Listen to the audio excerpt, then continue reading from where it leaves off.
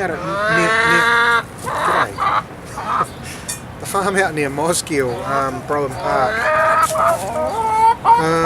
We had heard reports about it, or New Zealand Open Rescue and Safe had heard reports that it was a particularly bad farm.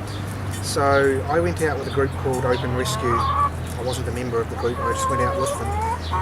And to check out these reports, and basically my friend Deirdre, she's been doing this work for like 10 years or something, so it was the second worst farm she'd ever seen. And the worst one was only worse because the farmer had closed the doors and left the birds to starve to death. So this second worst farm was pretty bad. And it was really old school. The modern farms, they have conveyor belts underneath the cages to take the feces away. Yeah. This one didn't have that. It just had huge piles of excrement under the cages, and you go in the shed and you're breathing the ammonia fumes in, and it gets right in your nostrils and in your eyes, the ammonia. We just found one hen whose bottom jaw looks completely out of alignment with her top jaw. It's flapping around. She doesn't look happy at all. This is pretty disturbing. We've just found a bird's wing. It begs the question, what happened to rip a bird's wing off? It doesn't bear thinking about, really, what happened to that bird. So yeah, then we heard that my friend Sonia was at the farmer's market, and this woman was selling her eggs at the farmer's market, which is a great irony because people think, farmer's market, local, high quality of standards. If people had any idea where their eggs were coming from, that woman probably would have been kicked out of the market. Yeah, so yeah, my friend Sonia went to the farmer's market. She saw a sign there, closing down, and I'm selling my chickens, $10 for $5, and so a bunch of us got together and talked.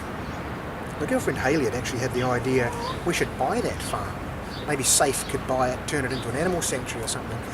We realised Safe couldn't do that. So my friend Michelle revitalised the idea. She said, well, why don't we do that, but crowd-fund it? See if we can get a project going, get a whole lot of people to chip in money, buy it, and then convert it to a farm sanctuary. We floated the idea, had some discussions, realised that we just didn't have the personnel and the resources to do that campaign. So we decided on plan B, let's assist. The woman was selling them, let's assist her and save as many souls as we can. There was some discussion like, oh, but man, then we're putting money in her pocket, we're helping her make profit. We're putting money in her pocket, but that was better than the alternative of just allowing them all to be killed. And it was amazing. All 3,000 of them got rehomed. So these are some of the 3,000. I didn't expect when I first got chickens that I would feel the way I do about them. Okay. I thought I'd put them in a chicken run and then just let them go for it. But I became increasingly attached to each one as their personalities emerged. Yeah, I'm not sure exactly which hens are laying which eggs, but I find them in the same place every morning. Well, they were very underweight. That was the first thing I noticed. A lot of them had feather loss, which is quite common from battery farms, through stress and also through the mites that they have when they're in there. Yeah. And once they'd been treated for mites and given a good diet and so forth, they put on weight. The feathers grew back and things improved. It's good to see. It's good to see it's empty. It's obviously been empty for a little while. There's cobwebs all over the show. It's very dusty. It often is dusty, but other times when I've been in here, the thing you really notice is the ammonia fumes. So we're not getting that today. This shit has obviously dried out now. It's not fresh, but God, look at these. You know, these cages would have had, these ones up here would have had 3 or 4 birds in them. Oh my God, we've got live chickens in here. Now that's interesting. I'm glad you spotted that.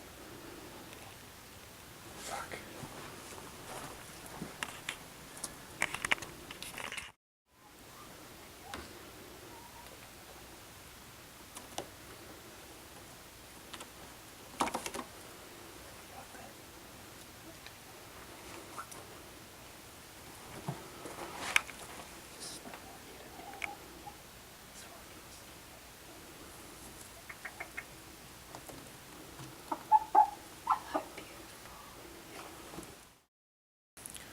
Hi, I'm Carl Scott.